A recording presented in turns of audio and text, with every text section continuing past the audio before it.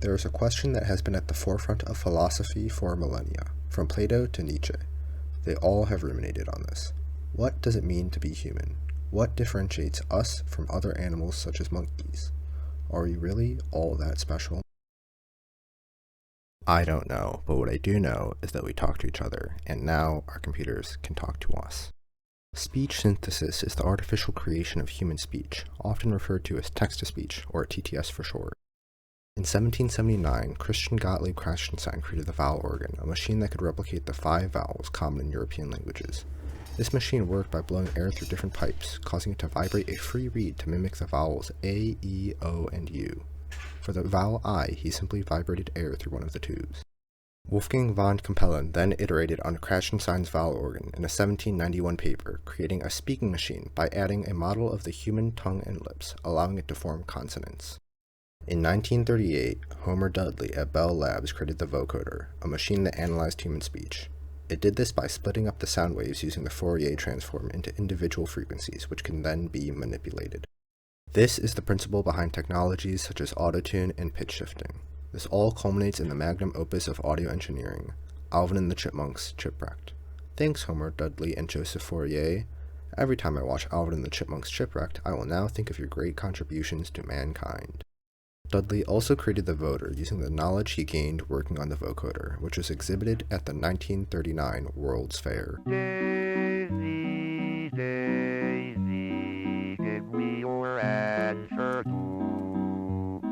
This was the first instance of electronic speech synthesis and employed the source filter model, which aims to mimic the human vocal tract. There is a problem with the source filter model, however. It is extremely complicated and impractical for the average person or even corporation, especially if you're trying to synthesize a specific person's voice. So, how can we remedy this?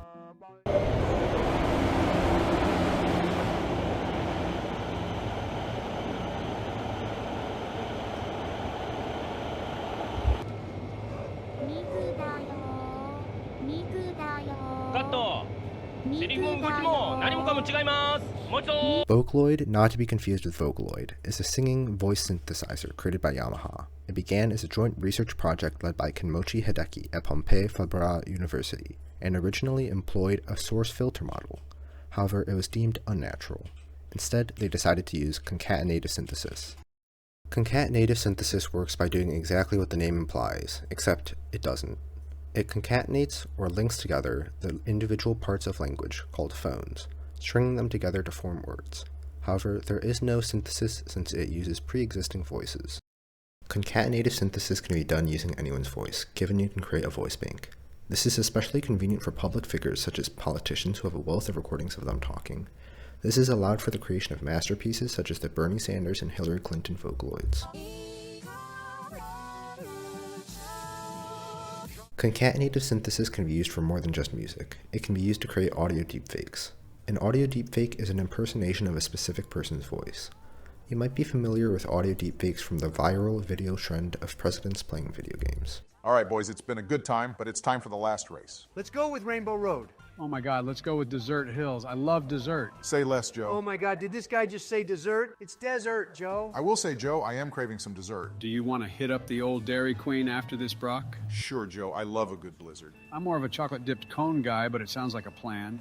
Notice how Joe forgot to rocket start again. While concatenative synthesis might be a viable method of generating audio deepfakes, it often comes across as unnatural due to its cut-and-paste nature.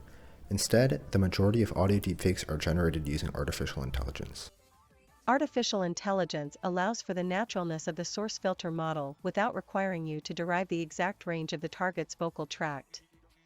As a result, the majority of modern speech synthesis employs artificial intelligence. Such advancements in speech synthesis do not come without a cost. While audio imitations of former and current presidents might be funny, the same technology can be used for much more nefarious purposes. In early 2020, fraudsters used an audio deepfake to impersonate the voice of a CEO to steal $35 million. Audio deepfakes have also been used to defame a candidate in the 2023 Chicago mayoral election. It's easy to see the potential for harm.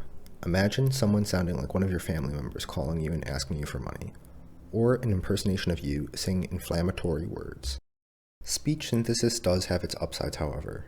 Text-to-speech can allow those with reading disabilities or visual impairments to listen rather than read. It can also give voices to those unable to speak, the most famous instance of which being Stephen Hawking. Technology will always advance, whether we like it or not. We now live in a world where, given enough data of you talking, someone could create a voice clone of you and make it say whatever they want. Yet we also live in a world where we can give voices to the voiceless. Like Alfred Nobel's dynamite, speech synthesis can be used for nefarious purposes. However, it is up to us to ensure it does not end up that way. 7-11いい気分カット大丈夫ですか誰か頭つけてあげてください